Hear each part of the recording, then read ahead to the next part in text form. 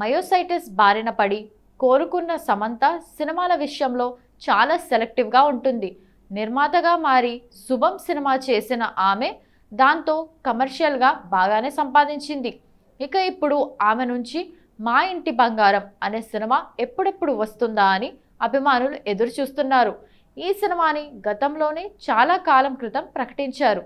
ఒక కొత్త దర్శకుడు ఈ సినిమాతో దర్శకుడిగా మారబోతున్నారని అప్పట్లో ప్రకటించారు. అయితే ఇప్పుడు ఆ కొత్త దర్శకుడి స్థానంలో సమంత స్నేహితురాలైన దర్శకురాలు నందిని రెడ్డి ఎంట్రీ ఇస్తోందని తెలుస్తోంది.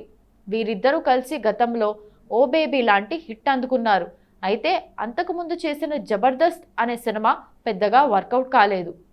ప్రస్తుతానికి నందిని రెడ్డి ట్రాక్ రికార్డ్ కూడా అంత పర్ఫెక్ట్గా ఏమీ లేదు. మరోపక్క సమంతది కూడా అదే పరిస్థితి.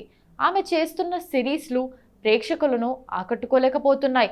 నిర్మాతగా మారిన తర్వాత బ్రేక్ తీసుకున్న ఆమె ఇప్పుడు ఈ సినిమా మొదలు పెట్టబోతున్నట్లుగా తెలుస్తోంది. ఈ సినిమా 80ల్లో సెట్ చేయబడిన ఒక క్రైమ్ థ్రిల్లర్ అని తెలుస్తోంది. ఈ సినిమాకు సంబంధించి నందిని రెడ్డి ఎంట్రీ తర్వాత మళ్ళీ రీస్క్రిప్ట్ జరుగుతోంది.